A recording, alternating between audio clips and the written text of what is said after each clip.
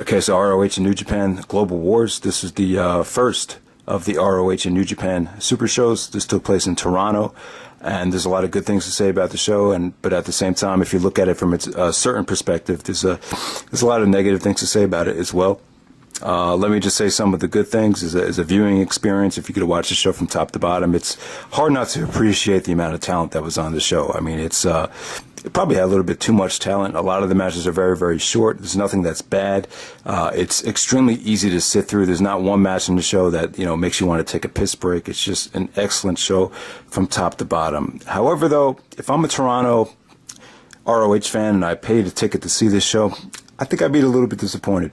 Because you have to understand that this does not happen very often, and you don't know when it's ever going to happen again. And, last year, it seemed kind of like a fantasy. I mean, it really did seem like an absolute fantasy for New Japan, considering how hot they were, to actually come in to the suffering and, kind of depleted-looking ROH, roster or ROH company. So it just seemed like a far stretch, but now that we got it, I have to say, I've been to a couple New Japan shows that were associated with Jersey All Pro, and let me just say, this show felt a lot better than that. So let's get that out of the way. That's a good thing.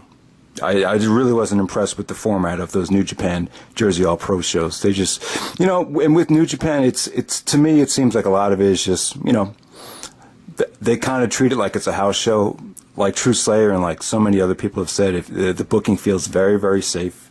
It's kind of just showcase matches. The New Japan guys on this show really didn't get to mix it up with any of the ROH guys. So that was kind of disappointing. It was just more for the live crowd. You get to see Liger, you get to see Tanahashi. They really pretty much had their standard house show matches. One thing about the show is Adam Cole and Kevin Steen was the main event for the ROH title. I kind of have mixed feelings on that. One way of looking at it is saying it's pretty good for the ROH title. They get the main event, a New Japan associated show, and the ROH title is the last match, the most important match. That's a good thing, but at the same time, if you're going to, do a New Japan show, you would envision the New Japan matches being, relevant throughout the whole show. And in every single, pretty much all the big matches should have been New Japan associated matches. I mean, who would have thought that the main event of a ROH show is something that the indie fans are pretty much sick of? Let's be honest. We've seen Kevin Steen and Adam Cole countless times in PWG. Never really seen them wrestle for the title in ROH yet. So it was cool. But that, it really wasn't the reason why you're going to buy the show. You might argue that was the match of the night.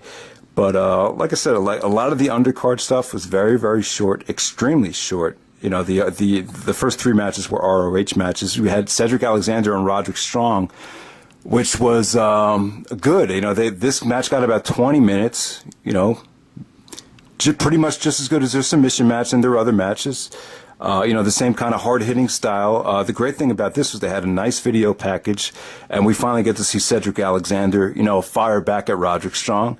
So we get to see Cedric Alexander on the mic. So Cedric and Roderick, for them to get this kind of spotlight on a New Japan show, good for them, good for Cedric Alexander, considering he was screwed out of his match against Okada in New York.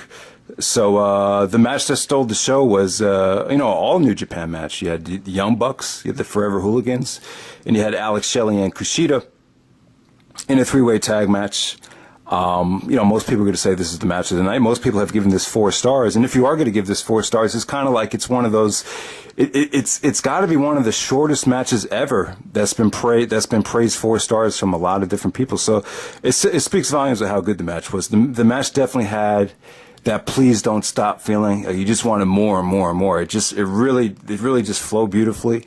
Just so much action, very well paced, very well put together. The Young Bucks, to me, stole the show here. They, for some reason right now, they just have a confidence and a swagger, and it just feels like they didn't even break a sweat, and they definitely tore the house down here. So just all three of these teams, tore the roof off the building. I probably say definitely the match of the night. Now some of the New Japan stuff, like I said, you had Tanahashi, teaming up with Jushin Thunder Liger, who was definitely the most over guy. I would agree with that.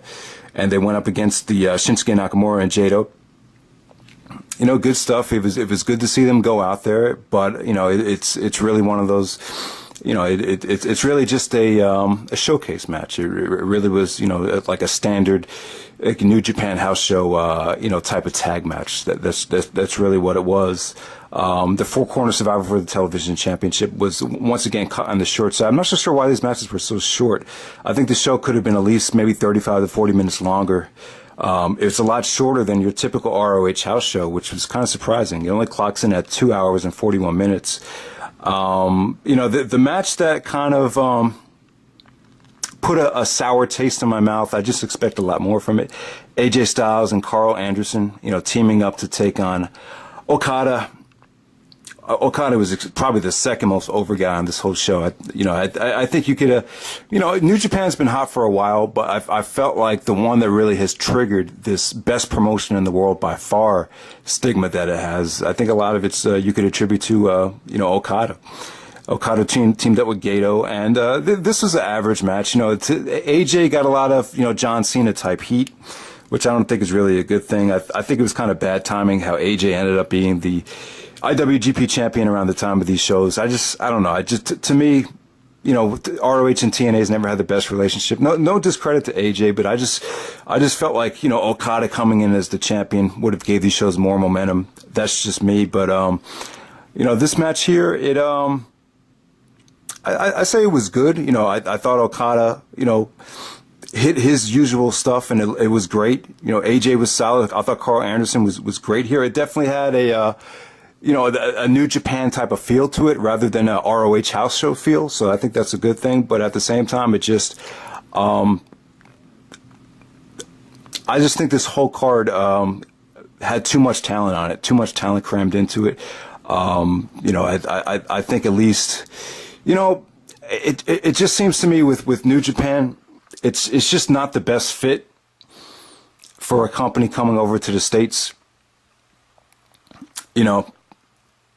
to mix up with the ROH style. I mean, I haven't seen the New York show yet. I'm sure this show is supposed to get you excited for the New York show. But if I'm a fan in Toronto, and I just came to the show in Toronto, I'd be kind of disappointed. The fact that you didn't get that one war, that one type of New Japan, main event style war, Tanahashi versus Okada type of war. I'm not saying that, you would expect, those two guys to go out there and give that type of effort. But just something, just a little something, But, Adam Cole and Kevin Steen, main event the show. There's two ways of looking at that. Good for ROH, but in retrospect, for a New Japan show, it wasn't really a lot of people's cup of tea, I don't believe.